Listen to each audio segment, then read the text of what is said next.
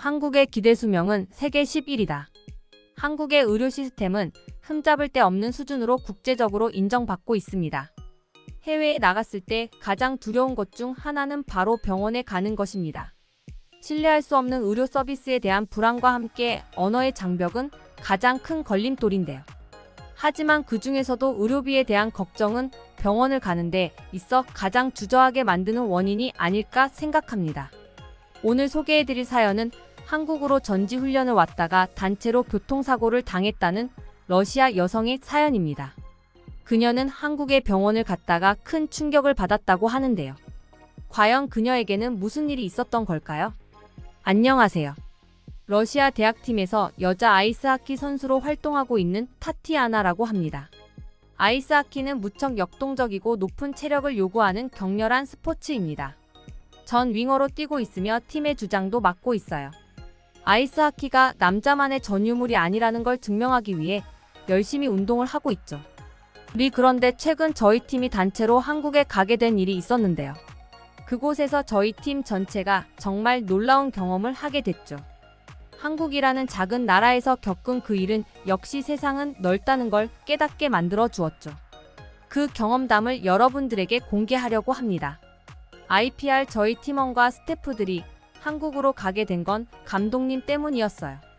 감독님은 한국의 남자 아이스하키 팀에서 감독으로 일했던 적이 있었고 그 인연으로 저희 팀의 전지훈련을 한국으로 결정한 것이었는데요. 그 소식을 들은 저희는 크게 실망을 하고 말았죠.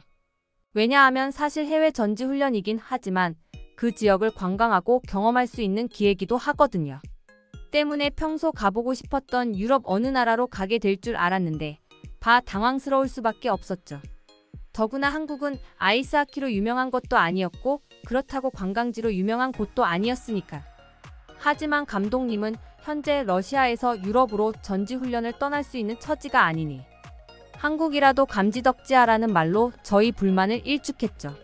사실 감독님 말씀도 틀린 말이 아니었기 때문에 저희는 군소리 없이 한국으로 전지훈련을 떠나게 됐어요. 그랬던 우리가 한국의 인천국제공항에 도착하자마자 비명소리가 저절로 날 만큼 놀라고 말았죠. 그건 공항의 규모가 상상 이상으로 거대했기 때문이었어요. 저희 팀원들은 한국은 러시아에 비하면 국토가 손톱만큼 작은 나라인데 무슨 공항을 이렇게 크게 만들었냐며 고개를 연신 두리번거렸죠.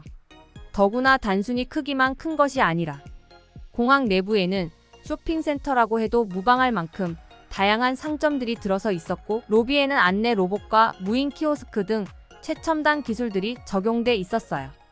이미 한국을 경험해본 감독님은 한국의 인천국제공항에는 이만한 규모의 터미널이 2개나 있다고 말씀하시더라고요. 그리고 한국 공항이 러시아 공항과 크게 다른 점을 눈치챘냐고 질문하시는 거예요. 그게 무슨 소린가 싶어서 다시 공항 내부를 잘 살펴봤는데 한국 공항엔 무장 군인이나 경비원을 보기가 힘들다는 사실을 깨달았어요. 러시아 공항에는 간간히 테러가 일어나기도 하고 불안한 정해 때문에 무장한 경비원이나 군인들이 경계를 서고 있습니다. 그런데 이곳은 아무리 눈을 씻고 봐도 군인들이 보이질 않더라고요. 제가 한국 공항에는 무장 군인들이 없어서 분위기가 러시아와 무척 다르다고 말했어요. 그러자 감독님은 빙그레 미소를 지으며 한국 공항에도 무장한 공항 경찰들이 존재하지만 비교적 테러에 안전한 국가이기 때문에 조용하고 은밀하게 임무를 수행한다는 겁니다. 때문에 승객들이 보다 편안한 분위기 속에서 공항을 이용할 수 있다는 거였죠. 한국이 이렇게 치안 유지가 잘 되고 있다는 사실에 모두들 놀라워했죠. 러시아는 요새 백화점이나 쇼핑몰에 들어가기만 해도 무장 경비원들이 소지품을 뒤지거나 질문을 던지며 삼엄한 경비를 서고 있어요. 이 별로 이상하다는 생각을 하지 못하고 있었는데 막상 한국의 모습을 보니까 우리나라가 얼마나 삭막했던 건지 알겠더군요. 저희 모두가 한국 공항의 색다른 모습에 놀라고 있는 사이 갑자기 한 팀원의 아넥이 새파랗게 질리며 아랫배를 움켜잡더군요. 식은 땀까지 흘리길래 왜 그러냐고 물었는데 그녀는 갑자기 배가 아프다며 고통을 호소하는 겁니다. 처음엔 단순한 배탈이라고 생각했는데 몸을 잔뜩 웅크리며 꼼짝도 못하는 모습을 보고 심각한 상황이라는 걸 알았어요. 감독님과 스태프는 갑작스럽게 생긴 환자에 당황했고 안내데스크 직원에게 도움을 요청했어요. 그 직원은 공항 터미널에 의료센터가 있으니 빨리 그곳으로 가보라고 안내를 하더라고요. 전 그녀의 설명에 화가 났어요. 지금 환자의 상태가 심한 고통을 호소할 만큼 심각한데 고작 양호실 수준에 불과한 공항 의무실 같은 곳을 안내해준다고 생각했거든요. 하지만 딱히 방법이 없어서 어쩔 수 없이 공항 의료센터를 찾았는데 세상에, 그곳은 의무실이 아니라 완벽한 병원 시설이 들어서 있더라고요. 러시아에서는 제대로 된 병원을 이용하려면 대도시를 가야만 가능했는데 한국에는 공항에도 이런 번듯한 병원이 운영되고 있다는 게 너무나 놀라웠어요. 팀원의 증상을 살펴보며 이런저런 검사를 해본 의사 선생님은 환자가 요로 결석 때문에 고통스러운 거라고 말씀하시더군요. 일단 진통제를 맞고 자연 배출이 될 때까지 기다려도 될 것 같다면서 그래도 만약 환자가 너무 심한 고통을 호소하면 진통제를 맞은 동료는 겨우 진정했고 저희는 그제야 숙소로 이동할 수 있었어요. 러시아에는 무료 병원들이 존재하지만 진료의 수준이 무척 낮고 러시아 사람들도 대부분 유료 민간 병원을 선호하는 편이에요. 하지만 워낙 사람들이 몰리다 보니까 진료 예약을 잡기가 쉽지 않고 수술을 하려고 해도 몇 달에서 심지어는 1년도 넘게 기다려야 할 때도 있죠. 러시아 병원에 비해 한국 병원은 빠르게 진료가 가능했고 외국인인데도 진료 비용이 저렴하더라고요. 전 그 부분이 무척 부러웠어요. 운동선수 특성상 크고 작은 부상을 자주 입기 때문에 병원을 자주 찾을 수밖에 없거든요. 그때마다 개인 돈으로 비싼 병원비를 지불해야 했고 그마저도 좋은 병원을 예약하지 못하면 그저 이 악물고 부상을 참는 수밖에 없습니다. 저희는 공항에서 겪은 해프닝을 서로 이야기하며 한참 수다를 떨었죠. 그런데 감독님이 저희의 방에 들어오시더니 내일부터 훈련을 해야 하니까 그만 떠들지 말고 빨리 잠이나 자라며 잔소리를 하시더군요. 그런데 바로 그 순간 누군가 호텔 방문을 열었고 막 뒤를 돌아 나가려던 감독님 얼굴이 갑자기 열린 문에 부딪히고 만 겁니다. 감독님은 악하는 비명소리와 함께 얼굴을 감싸 쥐었고 입에서는 피가 철철 흐르더라고요. 너무나 깜짝 놀란 저희는 감독님을 부축했는데 감독님의 앞니가 2개나 부러진 게 아니겠습니까? 느닷없이 생니가 2개나 부러졌으니 날벼락도 이런 날벼락이 없었죠. 감독님은 고통을 참으며 괜찮다고 했지만 괜찮을 리가 없었어요. 결국 감독님은 이튿날 한국의 치과를 갈 수밖에 없었죠. 저와 몇몇 동료들이 감독님과 함께 치과에 따라가게 됐는데 의사 선생님이 부러진 이를 다시 되살릴 순 없고 임플란트를 해야 할 것 같다고 하시더라고요. 하지만 임플란트라는 게 어디 쉬운 일입니까? 비용도 비용이지만 인공야로 갈아 끼우는 작업은 시간도 한참 걸리는 일이었죠. 저희 아버지도 러시아에서 임플란트를 하셨는데 거의 자동차 한 대 값이 들어갈 정도로 큰 돈이 들었고 치료를 완벽히 마치는데도 거의 8개월이란 시간이 걸렸거든요.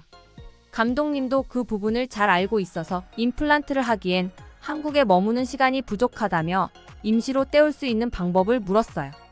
그런데 의사 선생님이 한국에서 치료를 진행한다고 하면 바로 당일 임시 치아를 끼운 후 일상생활을 할 수 있으며 2개월 뒤 최종 치아를 부착하면 된다고 말씀해 주시더라고요. 감독님은 잠시 고민을 하다가 바로 그 병원에서 치료를 받기로 결정했어요. 러시아에서 임플란트 치료를 받기 위해선 얼마나 많은 인내심이 필요한지 감독님도 잘 알고 있었기 때문이었죠. 저희는 임시 치아를 부착한 감독님의 모습을 보게 됐는데 정말 임시 치아인지 전혀 모를 정도로 치료가 말끔하게 됐더라고요. 황당한 사고 때문에 가뜩이나 못생긴 감독님 얼굴이 완전 우스꽝스러울 뻔했지만 한국 치과의 신속하고 높은 의료 수준 덕분에 그 망신은 면할 수 있었습니다. 그런 우여곡절을 겪는 와중에 저희 팀은 한국 남자 아이스하키 팀과 합동 훈련을 하게 됐고 여러 가지로 성장할 수 있는 시간을 가질 수 있었어요. 한국인들은 매우 친절했고 특히 무뚝뚝하고 소통이 안 되는 러시아 남자와는 달리 감정 표현이나 대화를 하는 것에 훨씬 익숙했죠. 그리고 그 시간 동안 제가 몰랐던 한국의 모습을 완벽히 느낄 수 있었는데요.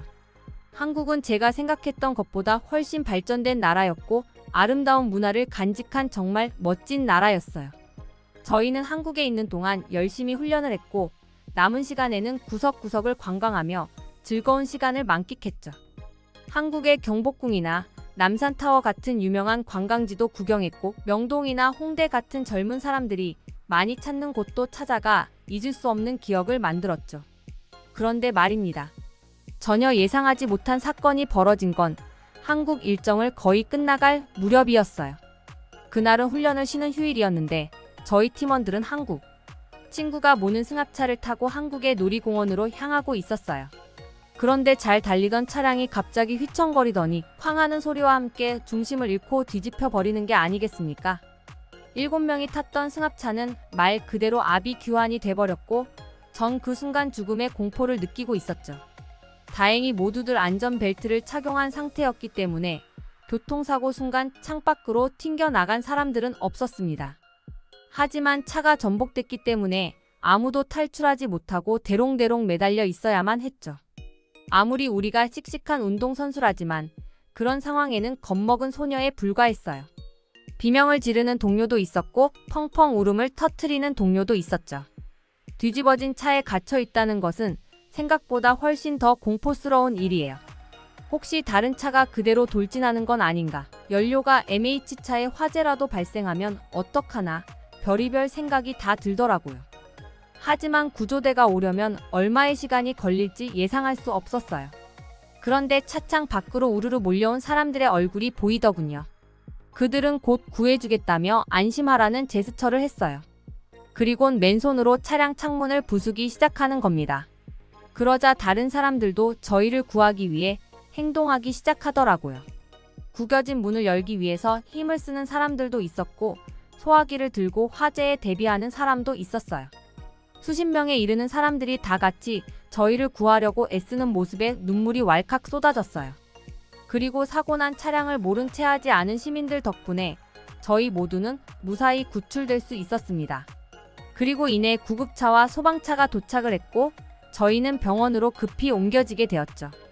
사고를 당했을 땐 잘 몰랐는데 구조가 되면서 긴장이 풀리다 보니까 몸 이곳저곳이 아파오더라고요. 운전대를 잡았던 한국 친구는 갑작스럽게 끼어드는 차량을 피하려다가 사고를 냈다며 미안하다는 말을 하더군요. 저는 그 친구에게 크게 다친 사람이 없으니까 너무 마음을 쓰지 말라고 위로했어요. 저희의 사고 소식을 들은 감독님과 코치님들이 병원으로 달려왔고 무사한 저희의 상태에 가슴을 쓸어내렸죠. 응급실에서 기초적인 검사를 마친 저희는 각기 다른 진료과로 뿔뿔이 흩어지게 됐습니다. 의사 선생님의 권유로 머리부터 발끝까지 정밀 검사를 하게 된 것이었어요. 교통사고를 당한 것 치고는 상태가 전반적으로 양호하지만 혹시 스스로 자각하지 못하고 있는 부상이 있을 수 있다는 우려 때문이었는데요.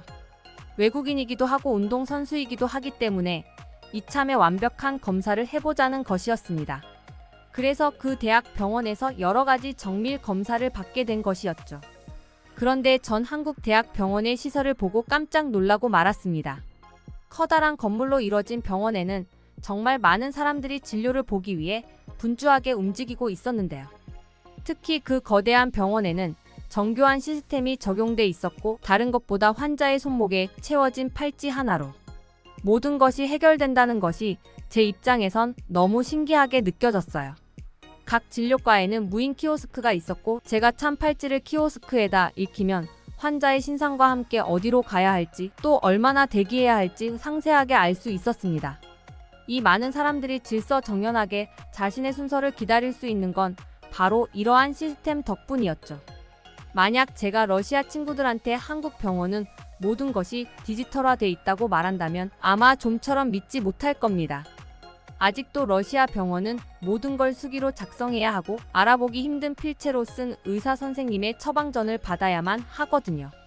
뜻밖의 교통사고를 경험한 저희는 모두 정밀 검사를 마쳤고 그중 한 명이 왼쪽 팔에 미세한 골절이 생겼다는 걸 발견했어요. 그녀는 의사의 권유에 따라 깁스를 하게 됐고 각별한 주의를 하라는 당부를 받았어요. 그 친구 외에는 특별히 부상을 당한 사람은 없었죠. 그런데 전 순간 이런 걱정이 들더라고요. 이렇게 좋은 병원에서 이 많은 인원이 치료와 검사를 했으니 병원비가 무척 많이 나올 것 같다는 생각이 든 겁니다. 그래서 제가 한국 친구에게 병원비가 도대체 얼마나 나올 것 같냐고 물었는데 그 친구는 전부 공짜니까 걱정하지 않아도 된다는 겁니다. 그건 이 사고가 상대편 차량의 과실로 생긴 거고 가해 차량의 보험사에서 모든 병원비를 지불해준다는 것이었어요. 그리고 다행히 크게 다친 사람은 없지만 파손된 차량의 손해비용과 함께 사고를 당한 위로금도 지급해준다는 것이었죠. 그녀는 이미 보험사 직원을 만났고 이에 대한 절차를 다 끝냈다는 것이었어요. 전 한국 보험사의 일 처리에 혀를 내두를 수밖에 없었어요. 러시아 보험회사의 사고 처리를 하기 위해서는 몇 달의 시간이 걸리는 건 평범한 일이거든요. 그래서 러시아 사람들은 심각한 교통사고가 아니라면 각자 현금을 주고받으며 끝내버리는 경우가 많아요. 보험사의 일 처리를 기다리다간 흰머리가 생길 지경이니까요. 하지만 한국 보험사들은 믿기 힘들 만큼 빠른 일 처리를 해주었고 피해자에 대한 조치도 적극적인 것 같더라고요. 이번에 한국을 방문하고 나서 뭐든지 러시아가 최고라는 생각이 얼마나 우스운 생각이었던 건지 절절하게 깨달을 수 있었습니다. 한국처럼 국민들을 위한 우수한 인프라를 구축해야 한다는 것은 러시아도 배울 점이라고 생각해요. 감독님은 다음 달에 다시 한국을 방문한다고 해요. 임시로 끼워두었던 치아 대신 완벽한 보철물로 교체하기 위해서죠. 저희 동료들은 감독님을 따라서 다시 한국을 방문할 계획입니다. 이번에는 교통사고를 당하지 않도록 조심스럽게 한국 구석구석을 경험할 생각입니다. 어떻게 보셨나요? 한국으로 전지훈련을 오게 된 러시아 여성의 사연이었습니다. 그녀는 한국에 도착하자마자 엄청난 규모의 인천국제공항에 놀라움을 금치 못했는데요. 하지만 그녀가 한국에 머물며 가장 놀라웠던 것은 한국의 뛰어난 의료 시스템이었습니다. 또한 저렴한 병원비와 보험사의 빠른 처리에도 칭찬을 아끼지 않았는데요. 그녀의 사고는 안타깝지만 다행히 한국에서 즐거운 시간을 보냈다고 하니 정말 다행이네요. 전지훈련이 아니라 의료 관광을 하러 왔군.